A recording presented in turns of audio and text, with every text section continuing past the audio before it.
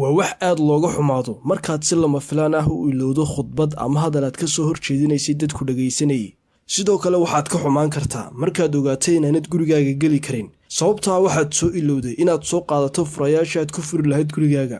shaqooyinka xasuusta waxaa ka mid ah inay kuu kaydiso xog isla markaana xogtaa dib si buuxda kugu soo celiso.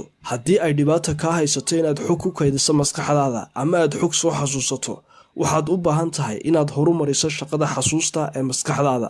xasuusta liidata ama xasuusta aan tababarnayn.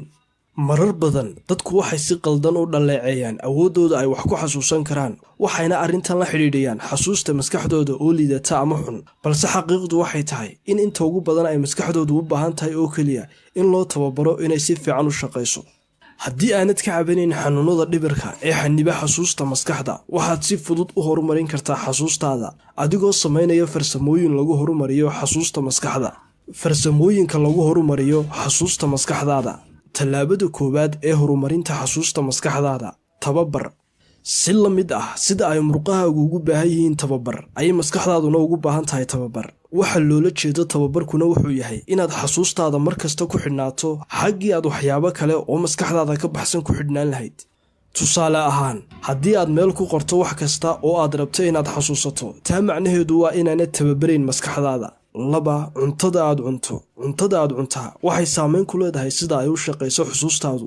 inaad cunto caafimaad qabta oo ay ku jiraan noocyo kala duwan oo cunto ahi waxay kaa caawin doontaa inaad horumariso xusuustaada. kalluunka iyo khudaarta ayaa aad loo aaminsan yahay inay u fiican yihiin horumarinta xasuusta. 3. waxyaabaha aad xasuusanayso qayb u qaybi. xasuustaada wakhtiga gaaban waxaa ku adag inay kaydiso wax ka badan 7 shay. haddii aad rabto inaad xasuusato wax ka badan 7 shay, kaba soo qaad 10 nambar oo kale qayb u kala saar. tusaale ahaan, markaad rabto inaad xasuusato nambar ah 016154239 xaggii aad 10ka nambar mid u xifdii lahayd, waxaad ku xasuusan kartaa adoo qayba u qaybiya sida 016154239. haddii aad sidaa samayso, maskaxdaadu waxay u qaadan doontaa 3 nambar oo keliya xaggii ay 10 nambar uga qaadan lahayd. 4. u fahan xogta si fiican.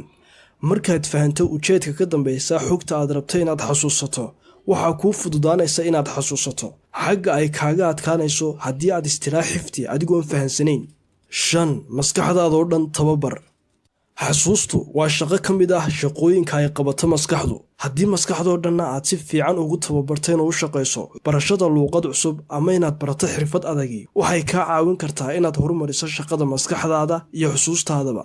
6. wax sii akhri ama baraktis garee ka hor inta aanad seexan. maskaxdaadu si fiican ayay wax u qabataa. wax kastood akhrido ama aad barato wakhtigaana waxaa laga yaabaa inaad si fudud mar dhow u xasuusato. 7. jimicsigu wuxuu maskaxdaada ka dhigayaa mid si fiican u qabata xogta. isla marka aad dhammayso jimicsiga, maskaxdaadu waxay aad u qaban kartaa xogta. inaad wakhtigaa wax barataa waxay aad u fududaynaysaa inaad mar dhow si fiican u xasuusato wixii aad baratay. waxaan rajaynayaa in